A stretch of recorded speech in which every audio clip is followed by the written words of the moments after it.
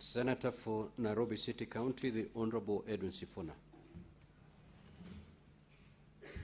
Speaker, as you know, we have been on recess. We just came back this week, so I have 4 statement material that was gathered during that period. I can take all of them at once. Okay, if you have the strength, you may proceed. Strength is the only thing we have, Speaker. Mr. Speaker, I rise pursuant to Standing Order 53-1 to seek a statement from the Standing Committee on Labour and Social Welfare on a matter of national concern regarding the use of Credit Reference Bureau information by employers as a precondition for recruitment. Mr. Speaker, while the CRB was established to bridge the financial information gap between lenders and borrowers and to help financial institutions mitigate lending risks, its emerging use in employment screening is increasingly locking out many qualified young people from job opportunities. Negative listings deny otherwise competent applicants the chance to secure employment, even though such jobs would provide the financial empowerment necessary to clear the debts that led to the listings. This practice raises serious concerns about fairness, data protection, and the broader implications for youth employment and economic growth.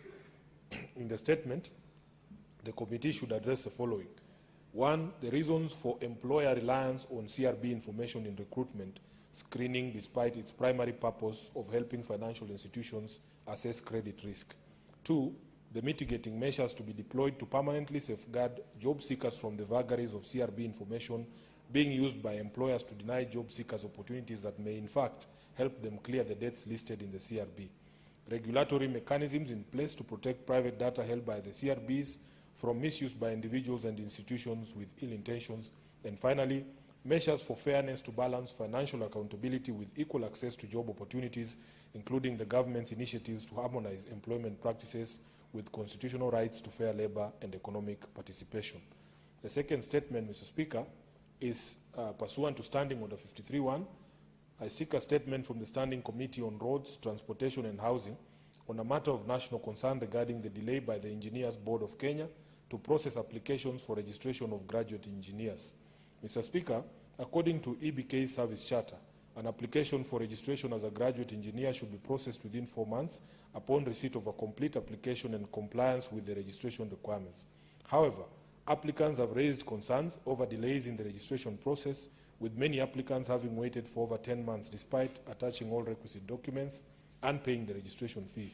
This state of affairs has denied the affected young Kenyans various job opportunities and made the already difficult economic climate worse for the affected individuals. In the statement, the committee should address the following. Number 1, the capacity of the Engineers Board of Kenya, including whether the board is fully constituted and adequately resourced to undertake its functions, the pending applications detailing the number currently awaiting processing, the reasons for the reported delay in processing applications, actions taken to resolve them, and timelines for finalizing the registration process. And finally, Speaker, the long-term measures outlining policy and administrative reforms to prevent recurrence of such delays. The next one, Honourable Speaker, is also pursuant to Standing Order 53-1 to seek a statement from the Standing Committee on Labour and Social Welfare on a matter of national concern regarding remuneration disparities between Kenyan and foreign employees in international media organizations operating in Kenya. In the statement, the committee should address the following.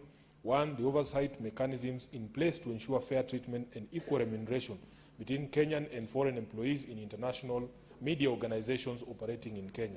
Number 2, plans by the Ministry of Labour and Social Protection to undertake a comprehensive audit of the remuneration and employment benefits for Kenyan and foreign employees in international media organizations currently operating in Kenya, with particular focus on international media, where several Kenyan journalists, producers, camera operators, editors, technicians, and other media professionals have raised concerns regarding wide disparities in benefits. And lastly, the corrective measures, where necessary, detailing steps to address disparities and guarantee fairness, equity, and compliance with Kenyan labor laws. Finally, Speaker, I rise pursuant to Standing Order 53-1 to seek a statement from the Standing Committee on Agriculture, Livestock and Fisheries on a matter of countrywide concern regarding the persistent delays in disbursing terminal benefits and salary arrears owed to former workers and retirees of Muhoroni and other sugar companies in the country. Mr. Speaker, the sugar sector, which for decades has sustained millions of livelihoods across the Western Kenya sugar belt and contributed significantly to the national economy, is now a source of hardship due to poor management, weak regulatory oversight, and failure to honor obligations to workers. Despite reported budgetary allocations, former employees of Muhoroni Sugar Company remain stranded within company premises, uncertain of when their dues will be settled. In the statement, the committee should address the following. 1. The budgetary allocation specifying the latest funds earmarked for settlement of terminal dues to former staff in the sugar sector. 2. The timeline for such payment, clarifying when salary arrears and benefits will be disbursed to former workers and retirees of Muhoroni Sugar Company. Thirdly, the protection of affected workers, including assurance that those currently residing within company premises in Muhoroni and the other sugar factories can be retained until their salary arrears and terminal benefits are fully settled, and confirm that they will not face eviction before their dues are fully settled. And finally, Honorable Speaker, the situation in other sugar companies with particular focus on the terminal benefits and salary arrears owed to former workers and retirees of Chemilil, Nzoia, Miwani, Mumias Sugar, Sony Sugar, including indicative timelines for settlement where available. Thank you, Honorable Speaker. Senator for Kisumu County, the Honorable Professor Tom Ojienda.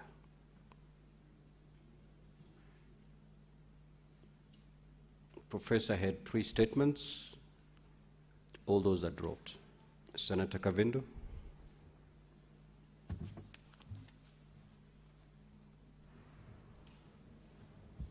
Thank you, Mr. Speaker, for this opportunity to read a statement on the wages